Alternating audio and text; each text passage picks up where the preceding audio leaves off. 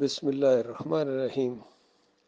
یاد رہے مشرکین مکہ بھی بالکل یہی تلمیہ پڑھتے تھے، لبیک اللہم لبیک لا شریک لک لبیک، ہم حاضر ہیں اے اللہ، ہم حاضر ہیں، تیرا کوئی شریک نہیں۔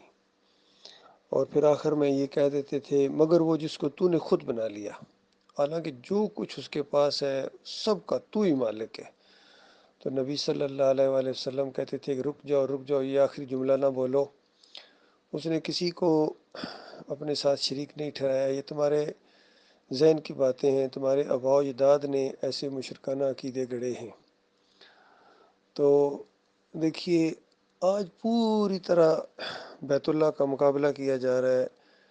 وہ تلمیہ جو وہاں پڑھا جاتا ہے اس کی نقل یہ مسلمان اپنے یہ عرس کے موقع کے اوپر یہ جنہوں نے کعبے بنائے ہیں، نقلی کعبے جن کو مزار شریف کہتے ہیں یا گنبد شریف کہتے ہیں، تو ایسے موقع کے اوپر یہ نعرے لگاتے ہیں حق باہو بے شک باہو، اور یا بری کر کھری، محی الدین چشتی پار لگا دے کشتی، مولا علی ہے شیر خدا میری کشتی پار لگا دینا۔ یہ سارے مشرکانہ تلمیے ہیں، ان کے شرک کرنے والی قومیں اسی طریقے سے کیا کرتی ہیں، اور جب ان کے عقیدے خراب ہو جاتے ہیں تو پوری طرح یہ گویا بیت اللہ کا مقابلہ کرتے ہیں۔ مسجدوں تک کے اندر دائیں طرف بیت اللہ کی تصویر اور بائیں طرف یہ گنبد کی تصویر، جائے نماز کے اوپر ہر جگہ ان کے پروگرام آتے ہیں، جو درس حدیث کے ڈاکٹر اسرار ہوں یا ڈاکٹر ذاکر نائک ہوں یا علی انجینئر ہوں، پیچھے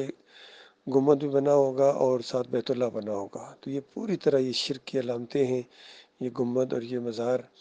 اور اسی وجہ سے ڈاکٹر مسعود الدین عثمانی رحمۃ اللہ علیہ نے اپنا کتابچہ کعبۃ اللہ اور یہ کعبے کے نام سے لکھا، بالکل ان کو چھوٹے چھوٹے کعبے ثابت کیا کہ یہ بیت اللہ کے مقابلے میں گڑے گئے، اور پوری طرح ہر چیز وہاں جو ہوتی ہے اس کی نقل اتاری گئی ہے۔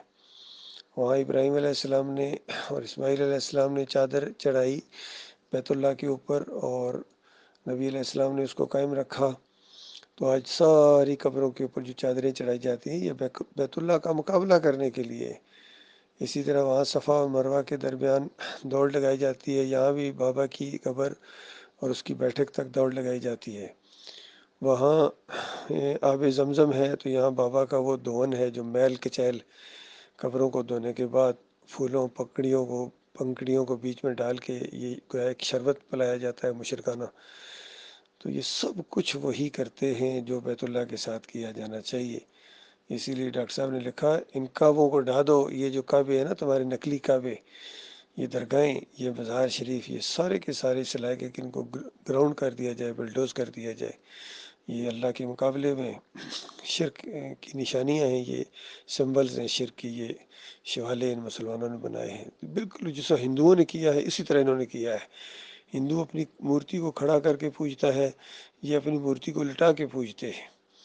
وہ وہاں بھجن گاتا ہے، یہ یہاں قوالی گاتے ہیں۔ وہ وہاں ڈنڈوت کرتا ہے، یہ سجدہ تعظیمی، اندازہ لگائی۔ ان کے امیر کہتے ہیں سجدہ تعظیمی تھا، اللہ کا حکم تھا، اللہ کی مشیت تھی۔ اس طرح انہوں نے شرک کے انجیکشن دیے ہیں امت مسلمہ جو پہلے سے مریض ہے شرک کے مرض کے اندر، ان کو اور تھپکیاں دیتے ہیں کہ بالکل اسی شرک کے اوپر تم مرتے جاؤ۔ تعویذ گنڈے کا شرک، پکاروں کا شرک، نظر و نیاز کا شرک، عرس اور میلے، رکوع اور سجدے، جمہوریت کا شرک، سارے شرک ان کے اندر ہے۔ اور پھر دھڑلے کے ساتھ یہ نعرے لگاتے ہیں اور اس پہ فخر محسوس کرتے ہیں۔ کوئی لبیک یا رسول اللہ کے نعرے لگا رہا ہے، کوئی لبیک یا حسین کے نعرے لگا رہا ہے، کوئی لبیک یا عباس کے نعرے لگا رہا ہے، کوئی لبیک یا نواز شریف کے، کوئی لبیک یا عمران خان کے نعرے لگا رہا ہے۔ سیاسی لوگ بھی اور مذہبی لوگ بھی سارے شرک کے اندر ڈوب گئے۔ تو اللہ کے بندو، یہ اسی وجہ سے آج امت مسلمہ کو پوری دنیا میں مار پڑ رہی ہے، اور اللہ کے عذاب کا کوڑا رک نہیں رہا ان کے اوپر، چونکہ انہوں نے اللہ کے غضب کو للکارا ہے، اللہ کو گالی دی ہے، انہوں نے شرک اللہ کو گالی ہے۔ تو اللہ کو گالی دینے کے بعد میری قوم تم کیسے یہ امید رکھتے ہو کہ اللہ تمہارے اوپر رحمت کی شبنم برسائے گا، پھول کی پتیاں تمہارے اوپر گرائی جائیں گی آسمان سے؟ کبھی نہیں ہوگا۔ تمہارے اوپر میزائل گریں گے اور گولے گریں گے اور زلزلے آئیں گے اور طوفان آئیں گے تمہارے اوپر، اور تمہیں آپس میں ایک دوسرے کا دشمن بنا دیا گیا، لڑا دیا گیا۔ یہ اللہ کے عذاب کی شکلوں میں سے ایک شکل ہے۔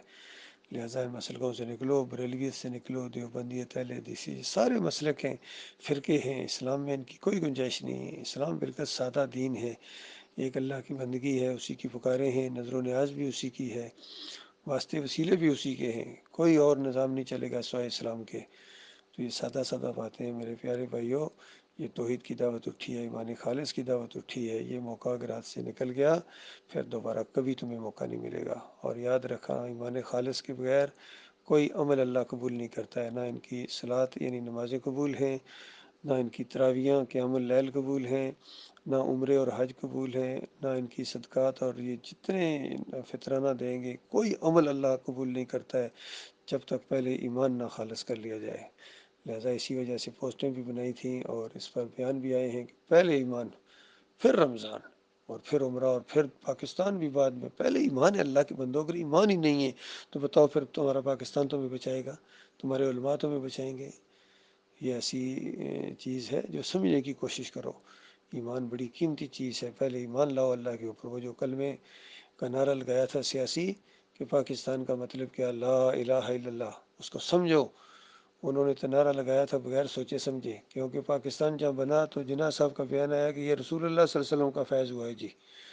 ڈاکٹر سرار نے اس کو کوٹ کیا اور اس کے اوپر گواہی دی کہ بالکل یہ پاکستان کا وجود میں آنا یہ رسول اللہ کے فیض کی وجہ سے ہے۔ اندازہ لگایا کس طرح ان کی مت ماری گئی، ان مفکرین کی، ان مشرکین کی۔ تو اس طرح اللہ کے بندو، یہ ایمان خالص کی دعوت ہے، یہ اللہ کا بہت بڑا احسان ہوا ہے، اس کا ساتھ دو۔